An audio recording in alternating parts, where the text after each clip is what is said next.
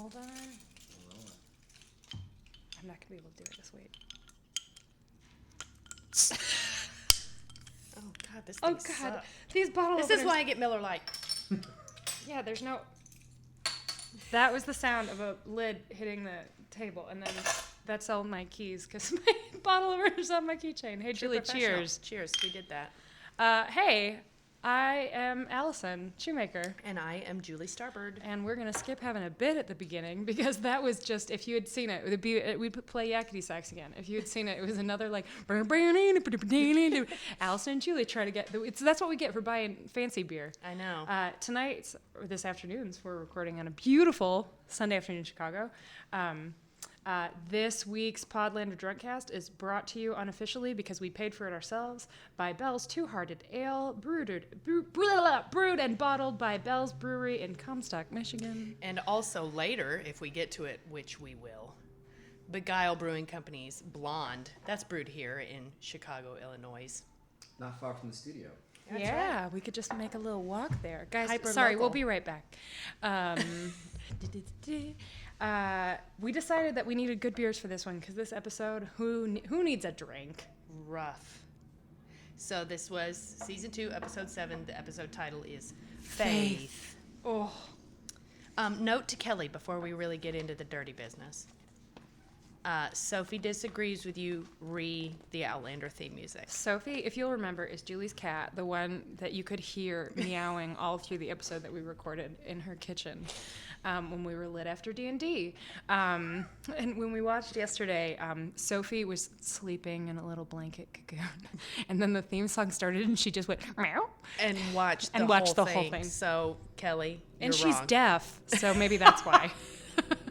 Maybe she just liked the swirly kilts and shit. Maybe. I don't know. Oh, I gotta get my notes in order. I was too busy having all my feelings when we were watching. So Julie, what is Faith about? Well, faith is about lots of things. It's about losing a child. It's about assaulting a child. It is about a marriage rent apart, rent asunder, and what do you do with lace? Tatting? Tatting. You tat lace. Re-tatted. So It's the tatting. It's the of tatting. of the Fraser marriage. tatting. But yeah, this was a very somber episode. There's not a lot of hijinks or fun stuff.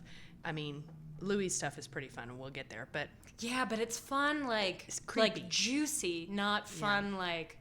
Like Like there's no the only negative thing that I can really say about this episode, other than that it made me very upset, in a good way, but it made me very upset, is that there was absolutely no pamplemousse. You know what? You're right. Really, it was a crying shame. It's a loss. That's a loss, Outlander. Well, it's okay. They're going back to Scotland. Murtaugh's going to be able to let his balls fly free again. That's true. He's going to miss commando. He's going to miss Suzette though. Yeah. Oh, Suzette broke my heart in this one too. This episode feels a little bit like they were like, well, if this is going to be our last episode in France, which we don't know for sure, but based on the preview for next week, it seems pretty clear that this is the last episode in France, for this season anyway. That they were just going to give every single French actor on the show a moment. Yep. Like at least one. Like Yep. Suzette got a moment, a great moment. And what's his name? Marcus? Is that his Magnus? name? Was that Magnus. his name? Yeah, the I don't know, butler, head of I think house, he's something. the butler. The head guy, yeah. God, that was the moment that got Neil, Julie's husband, really good. He's like, is it dusty in here? Magnus. So it Yeah. opened with, I'm always ready for the little teaser thing. You remember the old wagon wheel and the blah, blah, and then the torches and then whatever. So I'm always eyes out at the very beginning to see what hint they're going to give me about what happens. And there was no hint. Instead, there was the future. And it is a tiny little girl with bright red hair who is very obviously Claire's daughter in Boston in 1954. 1954. So we get a little flash forward for a hot minute. She's in a library and reading about birds. And that's actually how I knew it was modern before they even showed anyone, is because the books, you see the books before you see anything else, and they're all like really modern textbook looking, like Audubon Like photos. look retro to us, Yeah. but are obviously very newfangled. Right. And so there she is, little baby Fraser, who lives in the future. In the future. Because when we go back to the past, no. So I'm going to take a second because we got to talk about this kid for a second. Anyone who has not read the books and doesn't want to know anything about that child, just go ahead and like plug your ears and go, nah, nah, nah, nah, nah, for a minute. Wait, what And about me? What if I don't want to know? I already told you this. Oh, That's the thing we talked about yesterday. I was fucking drunk. We'll have Janine. Janine, can we put like a tone or something in to let them know when it's safe to listen again? Something. Yeah. Just You can just go beep. it'll be 30 seconds or so. So just plug your ears now. Here it goes. And Here's the tone. Beep. great. So so that for people who've read the books and for those who don't give a fuck, I'm not gonna tell you anything about this person other than that's Brianna, and she's a very major character in the story, including in this book. And I have no idea what they're gonna do adaptation-wise, but in book 2, which Stars also refers to season 2 as book 2, which I think is really cool. It says Outlander book 2, which I just think is fabulous. Anyway, she's actually a major character in this. The adult her is a major character in this book. So, yeah, take from that what you will, but you will see more of Brianna in the future, and that's Brianna. And it also, she's got great kid teeth. She was like missing a tooth and stuff. I love it when kids do that. Go ahead, Janine. Beep. Okay, you're safe now. You don't have to know about future mystery kid. I love that it was very clearly after that shot there was that heron and it was so beautiful, and then we went to that like beautiful ugly shot of Claire all sweaty and pale and like ethereal looking on the hospital bed, and I was like, oh, so this is the Emmy episode. So this is Katrina, who we're just going to keep calling Catriona Balfi, Calpurnia something.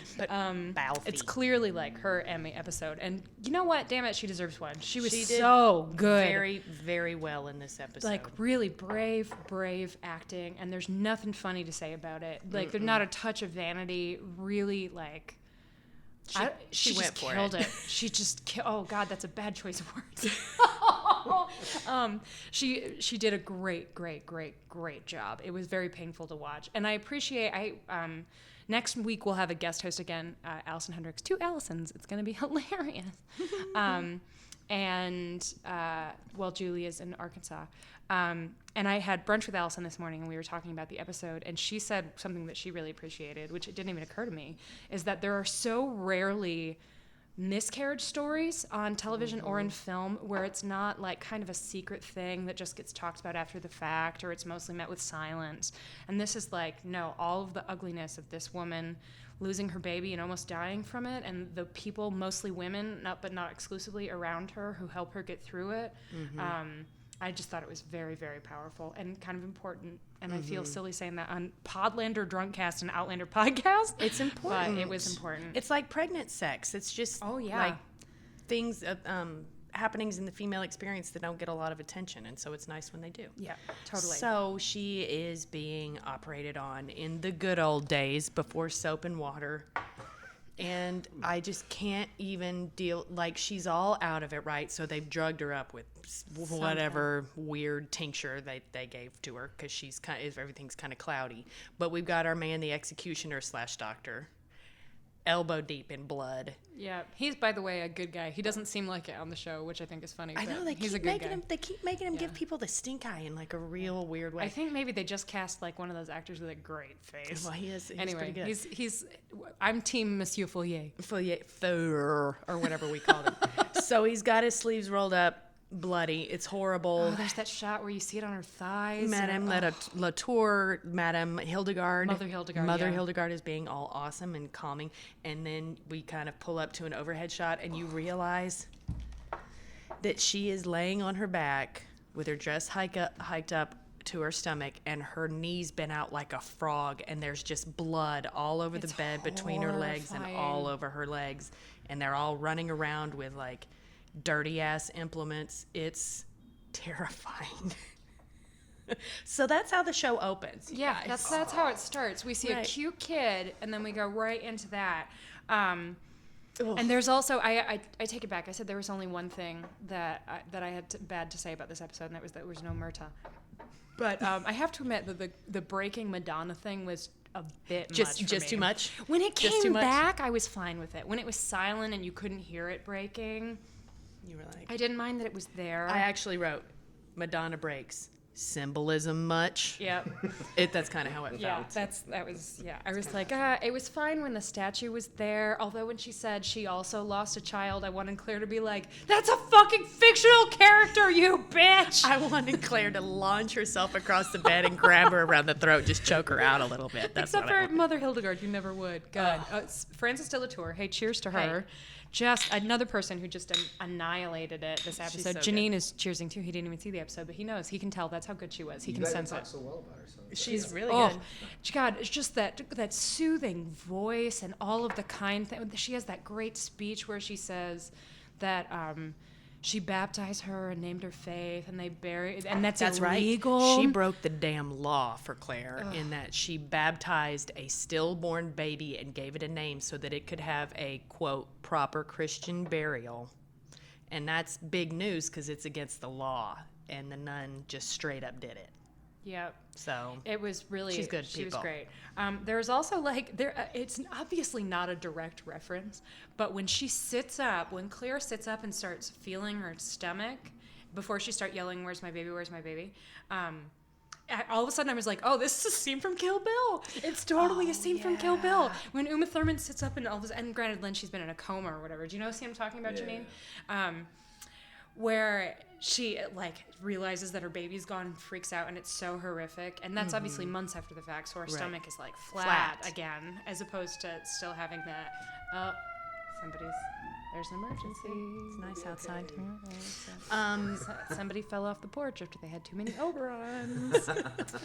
So you can tell that she was just pregnant because she's still got a little like pregnancy pooch, but she loses it. I mean, rightly, she goes through the realization that she has lost her child right there, And that it's scene rough. seems to go on. It does go on a while. forever. But I kind of love it. It was good though because you need to see it. Yeah, and you think, oh, now it's gonna end. Oh, now it's gonna end. Oh, now it's gonna end, and then it doesn't. It just doesn't. And we find out that the name that Mother Hildegard gave the baby was Faith. Faith.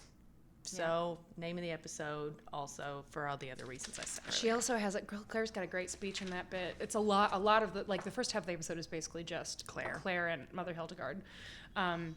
But she's got that speech where she says that she hates him and there's not an ocean deep enough for her to throw her anger or something like that. And Mother Hildegard gets a great little line about that later, so I just want to point it out. Also, this was the scene where Neil, my husband who watches with us, was like, man, Kelly's going to be pissed at her. Kelly's still going to be mad at her. And I was like, I Not feel by it. the end of the episode, No, man. not by the No end of way. the episode, but at the beginning. I mean, she's just had a horrible thing happen to her, but then I don't know. Kelly will be mad. And then the priest shows up. There was so much that happened, and that was really beautiful. And I'm not religious. Julie, Hell no. yeah, which is not to say that there are not lots and lots of really wonderful reasons to be religious or to have faith, or anything like that. But as opposed to the little pretty nun, the praying nun who says she'll comfort you, she lost a child too, which made me just want to rage. That's the smash. one. That's the one that I wanted her to launch herself out of the bed and grab her around the throat and just give her a what for. But all of the stuff with the priest I thought was just beautiful. It's wise to prepare the soul, so that's how you know that Claire's she's at death's door, basically. Yeah, De La Tour, Madame Hildegard, Mother Hildegard said something about her being in a fever for 3 days, so she's she's about to die. It's wise to prepare the soul. And then the priest offers her to take confession, and she says, "My sins are all I have left." Woof. Oh. And then just the beautiful comfort and him like dousing her with holy water and performing the last rites, basically. It was just so beautiful and peaceful, and it obviously didn't give her much comfort, but seemed like a balm in some way. I just thought it was really beautiful. There's only one thing that could be more beautiful than that scene. The next one? And that's what happens next. Yeah.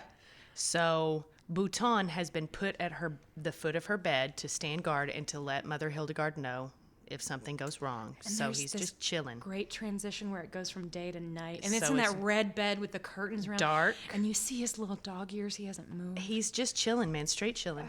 And then we see a hooded figure approach the bed. And Bhutan doesn't do shit. And it's like, wait a minute, Bhutan. For a second, he's like, ruff. And then, And then the you hear hooded this figure's voice go like, it's okay, little doggy. go away, that's a doggy. And guess who it is? It's Monsieur Raymond. Oh, of course he is. He had It to is get there. Monsieur Raymond. In like a straight up like monkish wizard's cape. He looks like Enigma. Do you remember the band, the chanting monks? That's Yep. what he looks like. Yeah, and he shows up, and this is when I got really excited because they decided to just go, all this shit is straight from the book. It's only slightly weirder in the book, and I love that they just went for it. They went for the blue aura, and they went for the healing touch and the meridians of the body, and he puts Starts his palpating just her bod. Yeah, he's just sort of feeling over her body, and then he puts his hand inside her and says, "Call for him now. Call for your Scottish gentleman," or whatever it is. Walker shortbread. But again, Katrina Balfe going like, "Jamie," just in this. It's not romantic at all. No. It's like primal and ugly. And So you're wondering, you're like, well, what was wrong with her that Monsieur Raymond knows? Well, I'll tell you what was wrong with her. They left a little skosh of her placenta up there, and it was rotting inside of her and poisoning her from the inside. yeah, and he got it out He got it out. with his magical healing powers. Monsieur Raymond. And he has a blue aura like Claire. What? So then, is he the one that tells us that Blackjack Randall is still alive, or do we find that from somebody else? Because that happens right after that when I they think tell Mother her. Hildegard tells her. That's right, because he went back to England, and Jamie is in the Bastille. Yeah, in the Bastille. In the Bastille. Bastille. It's more Arkansas. And then Fergus shows up to eventually take her home. Brings her flowers and asks her to please come home. Just got me. And you see this beautiful shot. The coach pulls up, and all of the staff of the house are out Woof. there. And then Fergus leans forward, and his beautiful little French face, he's holding these flowers, and he looks so sad. And then Claire comes out, and she's wearing this beautiful blue cape because, of course, it's blue. And then Suzette just can't deal, and she's just crying. And then we get that beautiful moment with Magnus we already talked about. And then it cuts to, she's just weeping, and just for people being kind to her and being back in this place. And then Fergus is brushing her hair. Yeah, that's right. Oh, God. Just trying to make her feel better. She's in her dressing gown, just kind of chilling, and Fergus is just trying to help her feel better. Like the good little dude he is. And then he's brushing her hair, and she says that will be enough because she needs some time. He sets the brush down and turns around and sees a couple of bottles of perfume on her bureau or her vanity and has this moment. We know why. Not yet, but we know why. And then he leaves the room real fast. So he is upset by bottles of perfume. Why would that be? I would like to say in this moment that as a person who read the book, I was very proud of Julie for knowing when she saw the bottle when Fergus took the bottle he actually stole out of his little pocket or hidden under his pillow, wherever it was. She went, oil of lavender. And I was like, yeah. I don't even think that got a huge mention in that episode. No, because in the previous episode when he stole it, you didn't see it. This time you saw it when he picked it up. You saw the flower inside. But lavender oil is the thing he uses to manipulate Jamie Right. when he's raping Jamie. Right. To make him smell, like associate the smell with sexual pleasure, and then like, yeah. It's a brainwashing thing. Yeah. So Neil's like, ooh, lavender. I'm like, no. That's Muy real mal. Muy mal. Okay, so that happens. Fergus leaves. She's alone in the room. She's wandering around. She finds the baby spoons. I remember that. It was pretty sad. Yeah, she throws him out of the bed. She's marching around. She's pissed. She sees them. They bring back out some anger. She's Then she just goes into the weeping. hallway and starts crying again. There's a lot of crying. And it's all totally earned. It's not like, never do you think, God, that was pretty indulgent, except for maybe the Breaking Madonna, but just the first time. It's just like, of course she's sad. Of course she's that sad. But then she hears the sounds of a tiny French nightmare. Oh, yeah. Oh, God. Ugh. And she goes upstairs to comfort poor little Fergus, who's Wee Fergus. tossing and turning, and then he's having a horrible nightmare, and she tries to comfort him, and he is not happy, and then he tells her what happened. And I really thought they weren't going to show it. And they did. They sure did. And it's every bit as upsetting as you think. It's incredibly upsetting. I don't even know. Can I even say it? I guess ugh. I mean, I guess there are people who listen. I just found this out yesterday from Julie. There are people who listen who don't watch the show. So, hey, everybody. Hey, thanks. dudes. You're awesome. Well, you might not want to listen after I say this. Yeah. Oy. Blackjack Randall, when he raped Fergus. Yeah. And you Just saw it. straight up raped him. How old is Fergus supposed to be? 12, yeah, 11? something like that. It's rough. His tiny, beautiful little curly-haired head is pushed down into the bed, and he's screaming. Janine looks totally shocked. It was really rough, man. Oh my God. So and there- that, again, that's is the straight from the flashback. books. So Fergus does the only thing he can do, and he starts screaming, and Jamie hears him and comes in and whoa.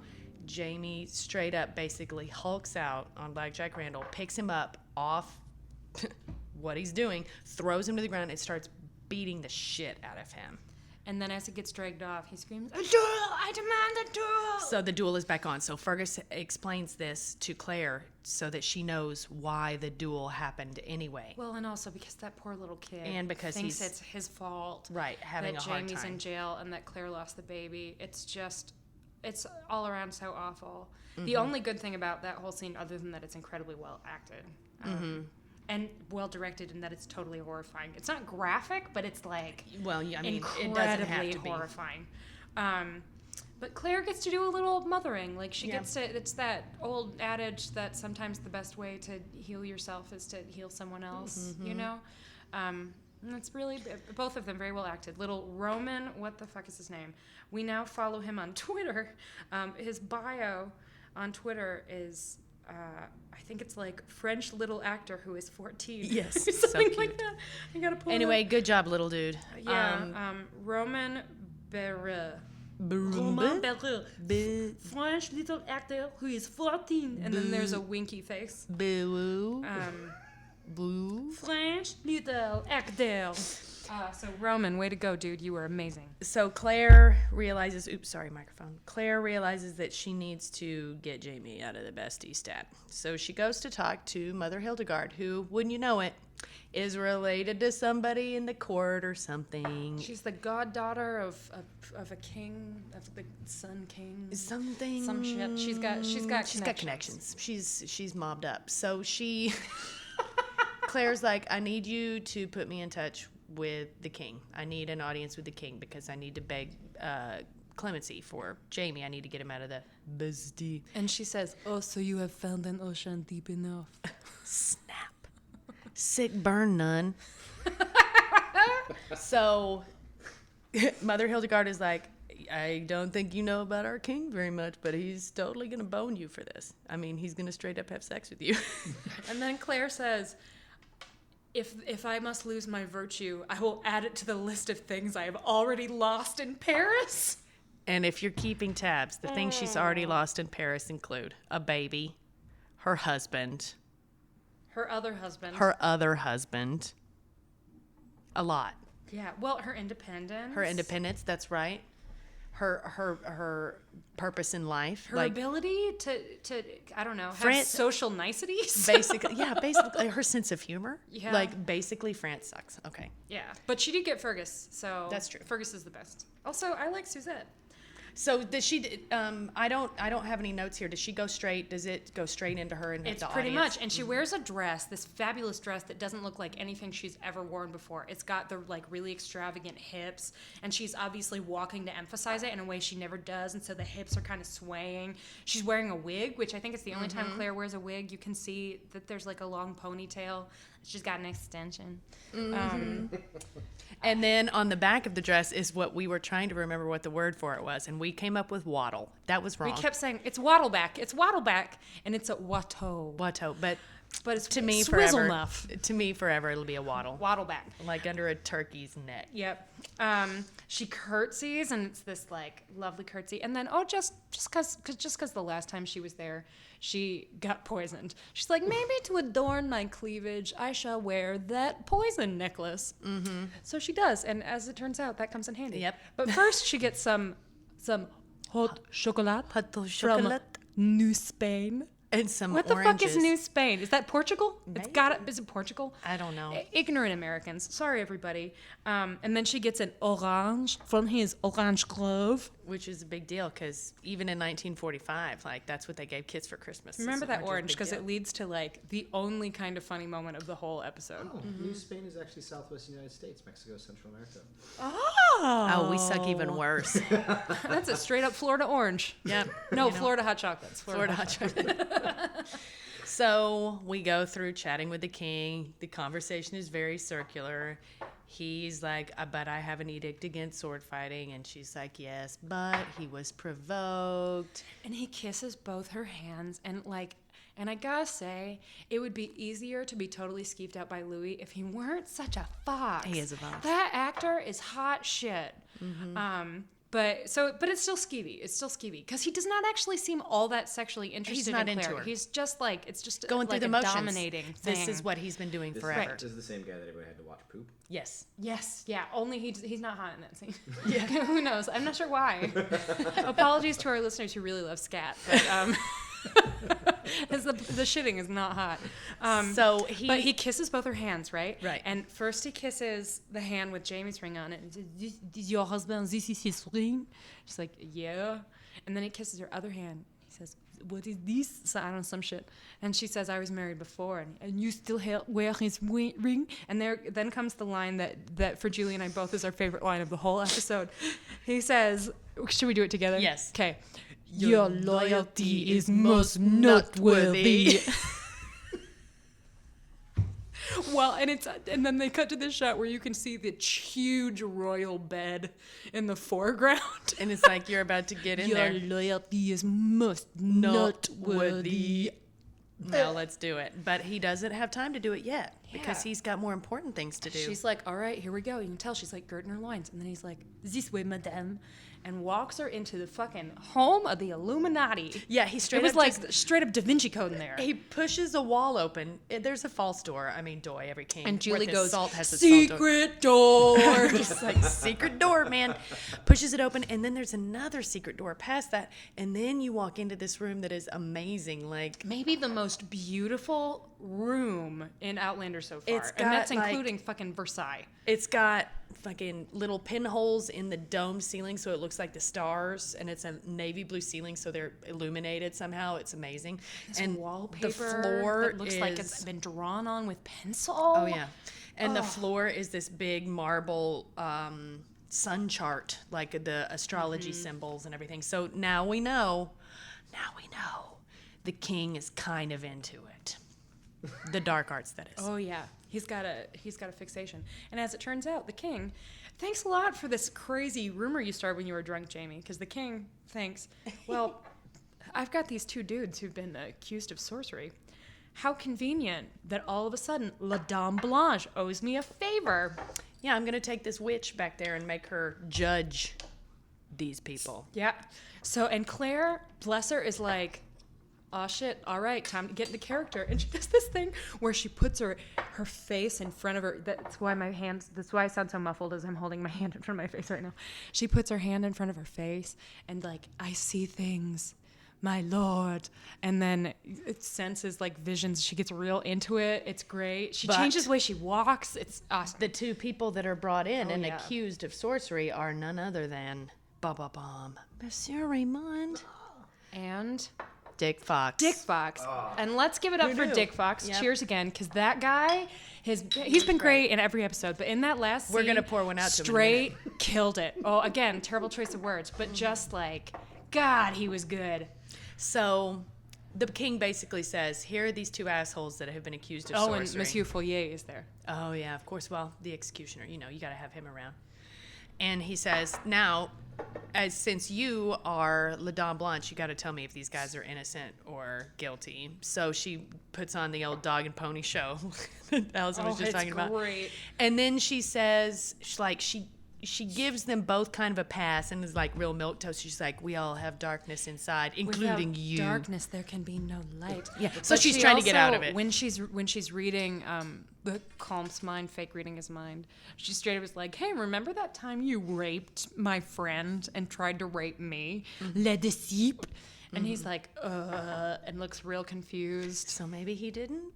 I think he did. What is he? Oh, he's just acting for the king. And then he straight up admits that he tried to poison her and that she Yeah. survived poisoning, so she's a witch. And she's like, I don't deny it. I am a witch. I'm a good witch. I'm a good witch, not a bad witch, bitch. bitch. I am a good witch, like Glenda. Right? Yeah. So she goes through this whole thing, but the king is not satisfied because it wasn't bloody enough. Oh, and that's also, goddamn, that is also the scene where the good witch says that she knows she's not in Kansas anymore. There's some line from The Wizard of Oz. It's that one, isn't it? I don't think it's that one. Was it There's no place. It's not. There's no place like home. Oh no, it was I'll miss you most of all. I'll miss you most of all. But she's also not in Kansas anymore. Right. Kansas. So she knows she's playing around here, but the king is like, no, I need some hard proof. Yeah, she tries to basically, even though She tries to save them both. Even though Dick Fox tried to kill her, she tries to save them both. And he's like, one of them's got to die. This is my entertainment. What the fuck is wrong with you? I need to watch my programs. One of these people dying. So she's like, well, king, allow me to go over to the evidence because he has all these potions and shit that he caught them with. And he wants to use a snake. He wants to make them handle a snake. And Claire's That's like, right. Don't let that thing out of the cage. Hell no. In fact, put that snake away, sir. Save that for later, if you know what I'm saying. whoa. And why don't you just let me give this poison to them and see if they live? So she straight up goes over to the table and picks up what, Allison? Bitter cascara. I swear to God, it should be a fucking sponsor And of all this three show. of us went, oh! We're all like, same. Drink So- every time they drink bitter cascara and then don't shit your pants. Yeah. So she hands it to Monsieur Raymond first. Of course, he knows what it is. And he's like, oh, God, better to shit my pants than to die, right? So he But he's got drinks this it. look on his face like, I really don't want to shit my Oh, this pants is right horrible. now. But then he falls to the ground. And you don't really see this happen. There's this beautiful shot, too. It was the most beautiful shot in the episode when he falls to the ground. Mm-hmm. And it's shot from beneath him. And the camera is looking up, and Claire's head is like sort of out of focus, and then the bright white light from above is kind of like giving her a halo. It was fucking gorgeous. So you don't see what Monsieur Raymond is up to. But in the previously on, they reminded you that he's got some skill with sleight of hand. And then she stands up and he hands her the chalice with the bitter cascara in it, or so we think. She takes it into her hand and starts to turn towards Dick Fox to give him a little sip, and then the fucking white stone turns black. Just black. Boom. Poisoned. And the guy, Dick Fox, is like, I don't think I will. Pretty much. Pretty much. He's like, nah. And the king is like, yeah, you will.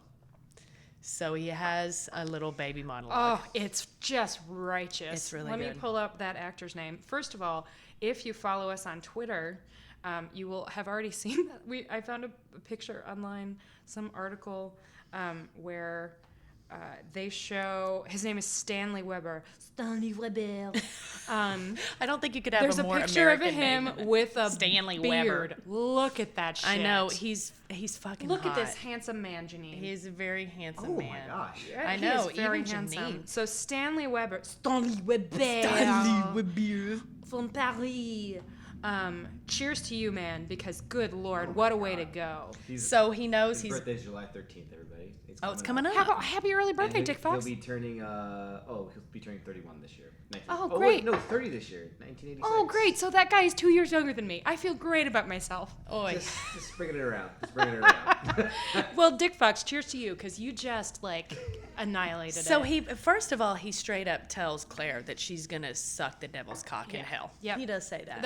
It's in subtitles. Yeah. He, of course, he likes You to woman speak in French. who sucks the devil's Oh, cock. you guys said this wasn't going to be fun. That's funny. Yeah. Well, except he's very upset and is starting to cry. Oh yeah, tears. Like, tears are starting to come out. angry tears are coming down his 'Cause he face. can't stop what's about to happen. His beautiful Dick Fox face. And then he's just like, I'll see you in hell. And then he drinks and then has a horrible poisoning death. With little complete with spit bubbles. But minus shitting his pants. Yeah, at least he didn't shit his pants, because Raymond stands up and you can tell he's walking a little bow-legged. Yeah, like at least in maybe- my imagination, he's like, gotta keep this in there. I think Gotta- maybe I'm not Dominic gonna- Pignon is bow-legged. Anyway, so cheers, Dick Fox. Hardly To knew Dick you. Fox, you were great. You did a great job on the show, Well, and now you're dead. And it is likely that that's the last we'll see of Raymond, at least for a while. So, to Dominique Pignon, too, just killing it. And Frances de la Tour, we've probably seen the last of her, too. At least for a while. Well, I'm mostly sad about Monsieur Raymond. Well, he's one of the best characters in all of the books. Last night when I got an Uber, the first driver that accepted my hail was named Raymond, and I was just drunk enough to be like, Raymond! But then he had to cancel on me, and it really felt appropriate. So that sort of wraps up the King's Trial, which is what they're calling it on Twitter, #King's Trial. I had a funny quote. I had a funny note about this. Okay, hit me. When she did decide that she was going to put on this drag and do this white witch shit, I was like, when did Katrina Balfe turn into Zoe Caldwell? Because that is totally what happened. Totally. She went straight like diva, like she was ready. She was ready for this. And she's never Yeah. really been a good liar, so she was really working it. Like Billy Burke, whose name I once forgot in a round of bar trivia that I will never forgive myself for, because I was obsessed with The Wizard of Oz when I was a kid. I read all of the behind the scenes stories and I did all the shit, and I know every fucking person who was in that movie. And in bar trivia, just once, I forgot Billy Burke. I wrote Billy Piper, who, by the way, was a companion on Doctor Who. That's Rose right. Tyler. And I wrote Billy Piper like a fucking idiot. I can't believe you remember that. Like Billy Burke, Kansas, she says, is the name of the star. And she's just like... She's ready. So the her scene is hips are amazing. Oh, God. Yeah. And now maybe she's thinking she got out of this. Not only did she keep Monsieur Raymond alive, she conveniently killed her enemy, and then is going to get to leave. No. Nope. It's time There for is still the matter of payment. droit de seigneur, as in the right of the Lord. I think you know what I'm saying. So she sits down on the bed, he pushes her back, and then straight up, really workmanlike, takes out his wang, puts it in, pumps like 3 times, and then leaves. Yep. And there's this great Basically- shot that mirrors that one at the beginning, the one where Claire, you see her head on the hospital bed and she's all Same. pale. And it's the exact same shot, only it's her like beautifully made up face with the wig on the king's bed, just staring up. And oh my God, I lied. There was another funny thing. I don't even think I wrote this down. I laughed so hard. She says, I closed my eyes and thought of England. That was awesome. Literally, a literal use of I closed my eyes and thought of England. While the king's just like, oh shit, that was Spanish. Deux, trois, fin. But he didn't climax. Yeah, you it could was, tell it that was it was a power just play. like, yep. It was just like, I got to put my dick in you, bitch. Boom, boom, boom. I did it. And then he walks away, buttons up, turns around, and looks at her like, why are you still here? And gestures towards his door. So get out. And she stands up, turns, kind of like half curtsies, picks up that fucking orange and walks out. You're like, you think I'm leaving this? I need my citrus. Hell no. Fuck scurvy. Here, I'm taking this orange too. Out.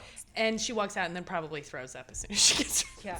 In that section in the books, which again, very close, it's very, very similar. There's straight down to the poison necklace and everything. There's this awful description of before the king like sticks it in. he kind of like lubes himself up with some kind of baby oil or some shit, and then does the same thing to her. Again, workmanlike, like, got to get the job done. And then, so when she's walking, and of course nobody wears undergarments in these times, right? Nobody's got like panties. So, so Julie, when you and Kelly last week were talking about like how much do you have to bleed to get all that much blood in your stockings? Well, part of the reason there was so much blood in her stockings is because she's not wearing underwear. It's just right. falling It's down. just like it's very. What does Scotsman wear under his kilt? 0. What God intended. So there's this awful description of her feeling her oily thighs rubbing together as she's walking out. Disgusting. Yeah, it's pretty gross. Ugh. So then she goes home, and Jamie's there, Jamie and gets on out of jail with. we realize that he's been in jail just long enough to grow the shittiest fake beard I've ever seen. It was like Willy beard. It was really bad. It was like little magnets that if you shook it hard enough would have fallen off of his You know, face. it was actually so bad that I wonder if maybe it was real. Like, I wonder if, because I cannot, the show that made that amazing pregnancy belly and that did all that amazing bruise work and that made Claire look so much thinner. Right. I actually wrote that down somewhere too, that you can tell they made her face look like wan and like she'd lost a lot of weight. So maybe that's actually Maybe just Sam Huon should just never grow a beard because it was not a good beard. But I cannot imagine that a show that does all that other shit That's well. what I felt too. I was just like, there's no way. But it was, you It was guys, it was shitty. beard. I mean, don't get me It wrong. was He laughable. still looked hot. He still looked real Well, hot. he looked haunted. He looked like he had just gotten out of a French prison, if you know what I'm saying. It He was looks not like good. somebody who wouldn't grow a very good beard. Yeah, no. Yeah.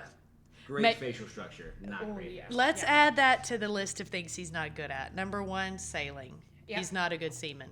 Number 2, growing facial hair. He can't, and he can't sing. And singing. I think that's it. I think we've topped out at the 3 things that he can't do.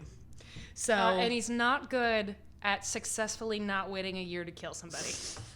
Sorry. he's not good at waiting to kill somebody. Yeah. Or hurt some, maim somebody, dick stab somebody. Oh, yeah. So here By we the go. way, I don't think Claire knows about the dick stab yet. In the book, she finds out about the dick stab basically as soon as she and Jamie start talking. But I don't think she knows that the stab was a dick stab. Right, because we haven't had her reaction to knowing that possibly now Frank doesn't exist. Yeah.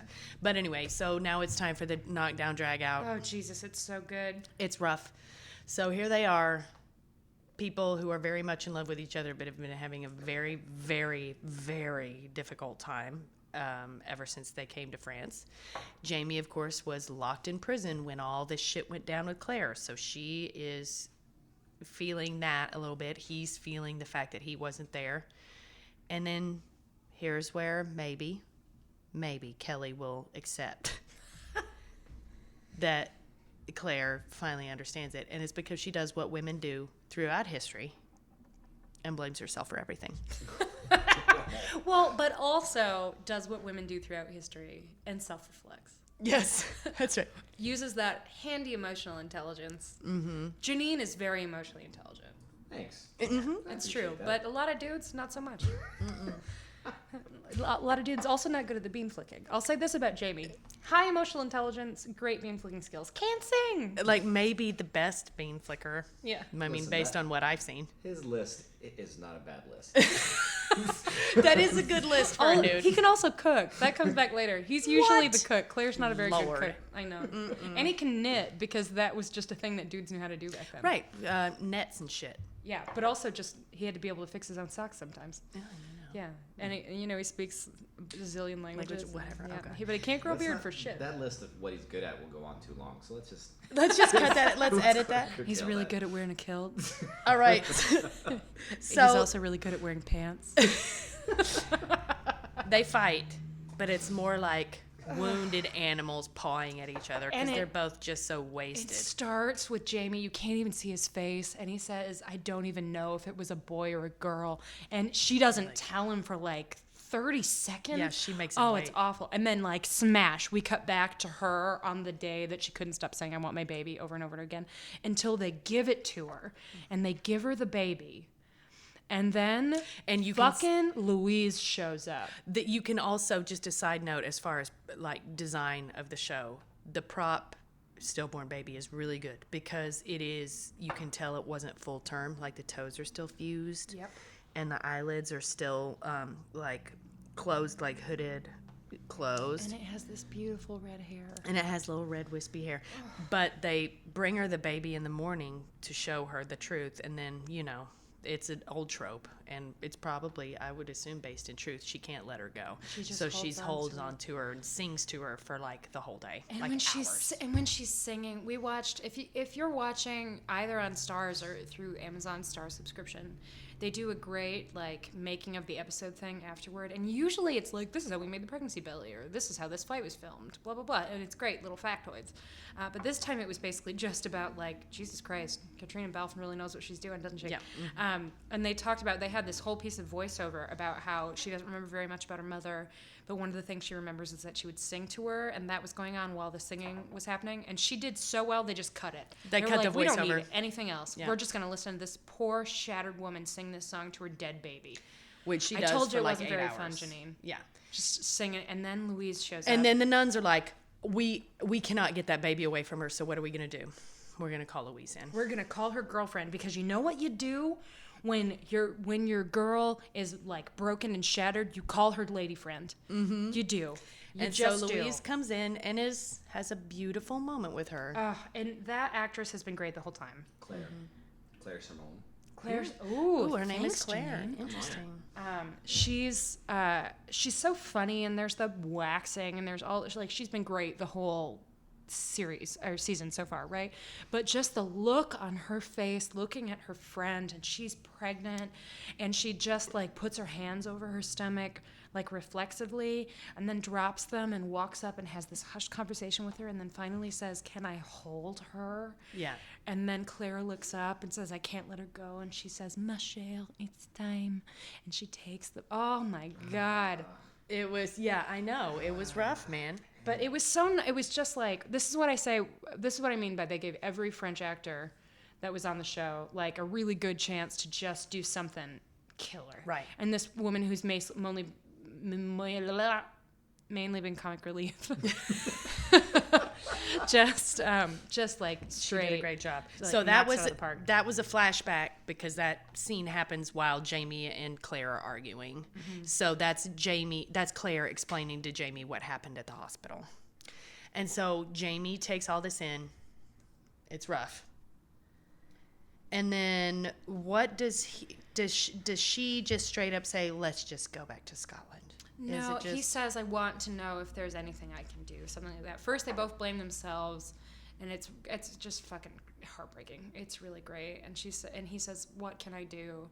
She says, "Take me home to Scotland," and he just says, "Scotland." And then it shows them go to the cemetery in the churchyard and take one of the spoons from the baby gift set and put it on Faith's tombstone. And you don't see them touch in the whole episode. They're super far apart in that one scene they have together. And then she just reaches out and takes his hand, and they just kneel at the grave of their baby. Mm-hmm. And leave this spoon there and just hang out with their dead baby. Yeah. Oh my God. Oh, I forgot to mention the costuming of the argument scene was really interesting. So Jamie just got back from the jail, so he's all haggard and weird. But Claire is dressed up like a general. Yeah, she's wearing a dress we've seen before. Right, but it's like But got it's this like silver militaristic. chain, and like she looks like she's ready to fight. Yeah, to go to war. So they have the argument. They tat their love back together.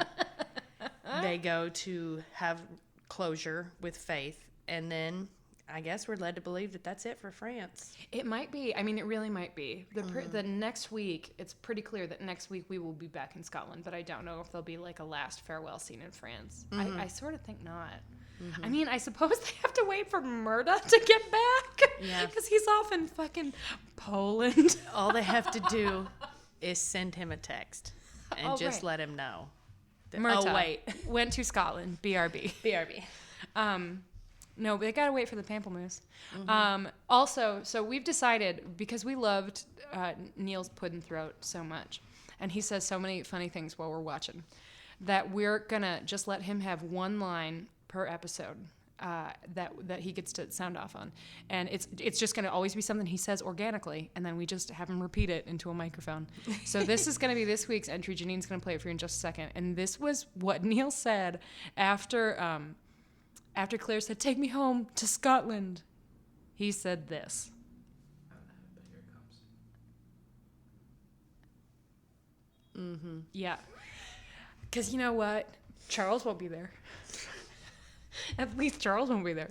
He Mark might turn me. up and Mark Mark me. me. Charles won't be there. Charles won't be there. And you know what? If that guy who plays Charles is great, but if we have to trade one episode of Pamplemousse for one episode of no Charles, who was also not in this episode, Fine. I'll take it. Mark me. I'll take that deal. Mark me. I don't need to see you for one episode, Yeah, please. it's fine. Oh, but he'll be back. No worries. Oh, I'm sure. But Jesus, it was great. Do you think it was the best episode of the season so far? Well, it was definitely the best that Claire has done. It was the best acted, just based on her alone.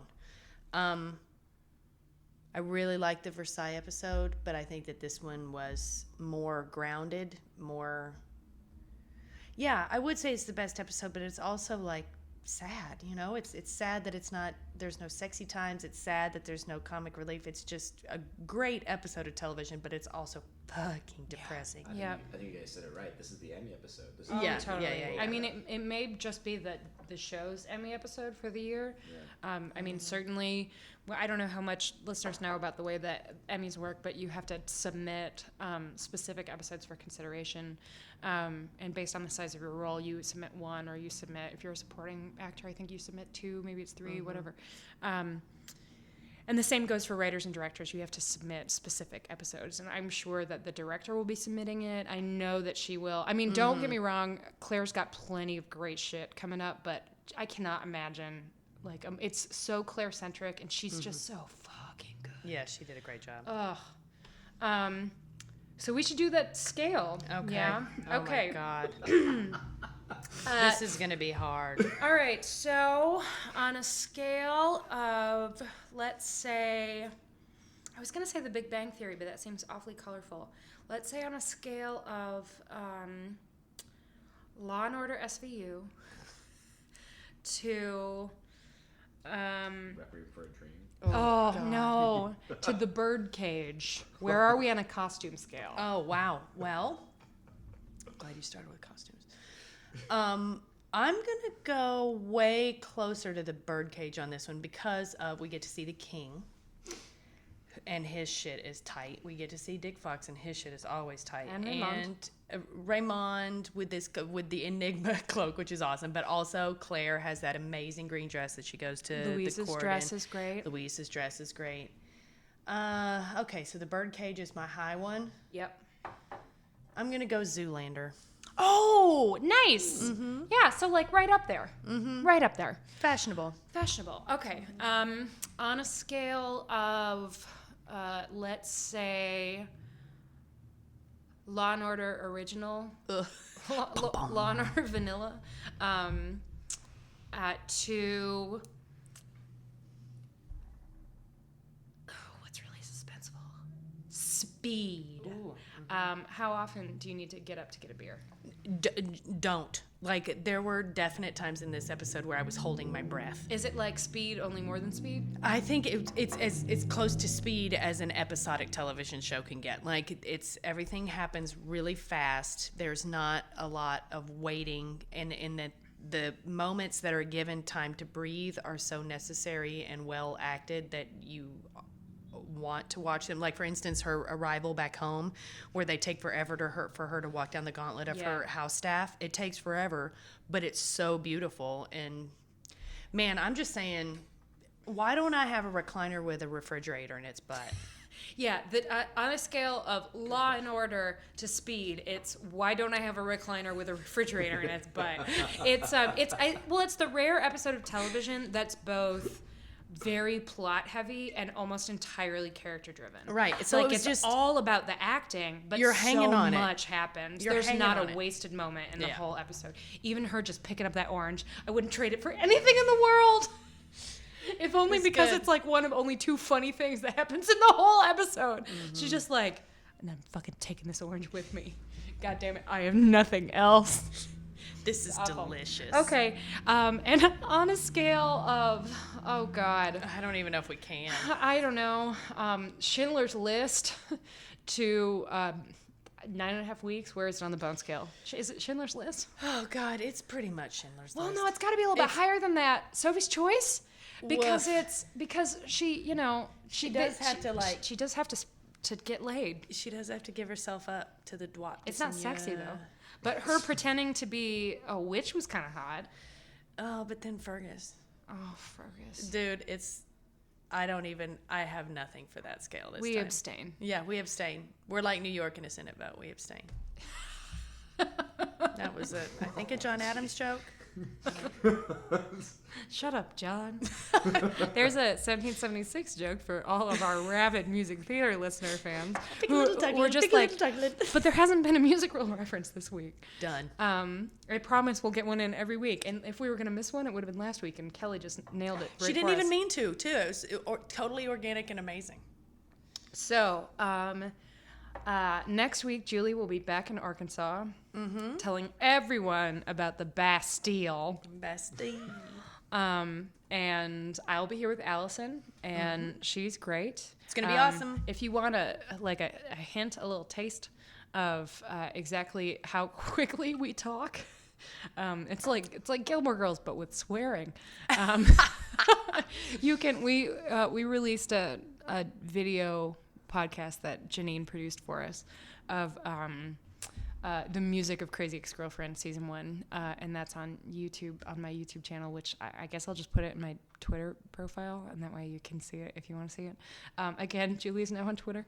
Follow her. I don't even know how to do it. I suck at it. You'll figure it out. Whatever. Follow us on Twitter, and most importantly, if you're enjoying the show, please write a review on iTunes. I can tell people are looking for it because now we come up as a suggested search and shit, and that's great. And thank you to all of you who are listening. But please write a review so that it doesn't say we do not have enough feedback to give an average. And what we looked it up yesterday, and if you search Outlander, was that what it was? We're in like the top 10. We're like 10 or 11 or something like that. So and if you search Podlander Drunkcast, we come up right away. On iTunes? Yeah. Just of Outlander. Just of Outlander Hey, man. stuff. I know, it's still pretty righteous. What up, top 10? So you guys, we definitely have the best name though. that is true. That no shade, like all shade. That people get There's it together. and there are some other really specific ones. There's one that's just about, and this is someone who's also, hello to you, who's also said something on Twitter to us. Does a great podcast specifically about the music in Outlander, which I think is really cool and very interesting. And there's an official stars one. And I'm sure all of the podcasts are great, but they're all like the Scott and the Sassenach.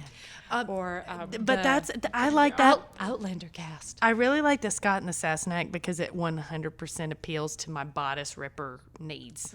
Like that's like a book with Fabi. I want it. Yeah, totally. Yeah. No, that's good. So that's all for this week. Once again, I'm Allison. And I'm Julie.